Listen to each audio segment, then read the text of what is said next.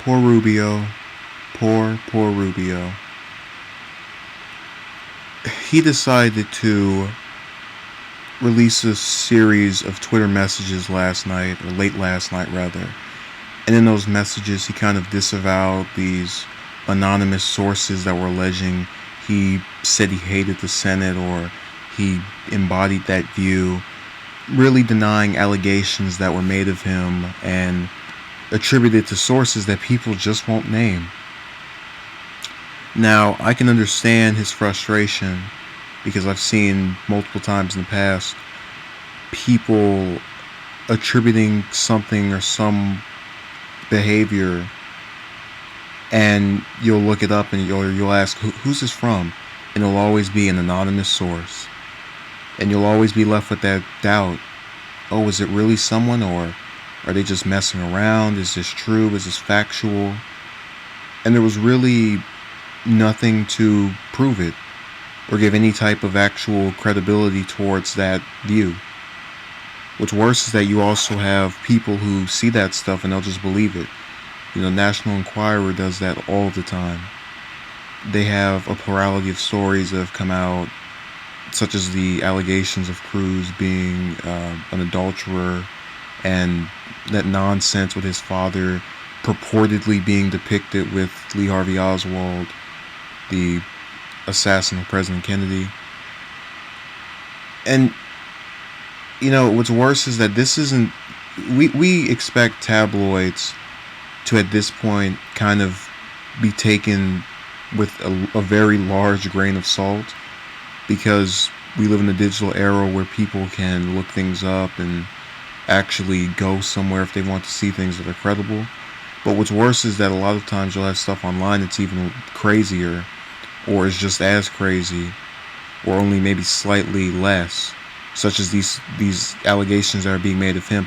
Why would someone hate the job they've had for what is now almost 6 years? And what I can understand about these stories is, why are they being made now that he's out of the race? Why is this relevant? Why is there any reason to talk about someone who at this point is one of 99 senators that is not running for president?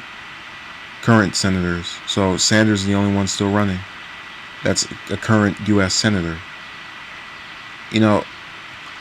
I really feel bad for Rubio. I think he was probably the best chance of any Republican beating Clinton and actually feasibly being able to win the primary, or at least get the support of most portions of the GOP. And really, I think there's going to be a large regret on the part of people who have doubted him before.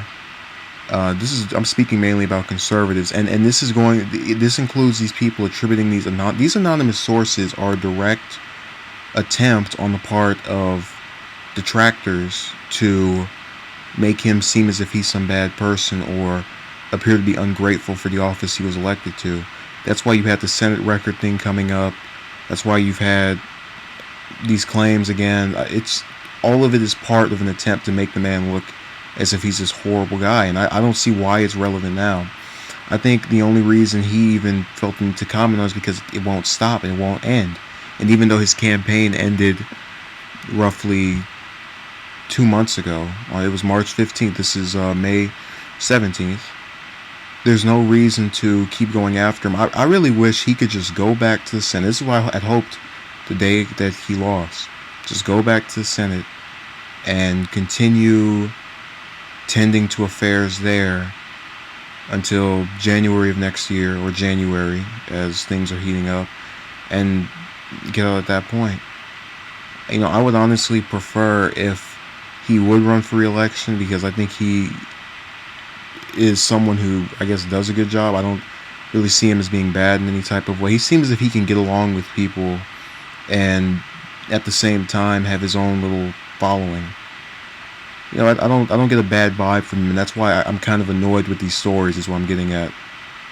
So it's something that I can certainly understand his frustration with. There's a little annoyance on my side as well, if that's even a word. Actually, it is. I just looked at my thesaurus. But definitely wish it would just end because it's annoying. So thank you for watching and have a good day.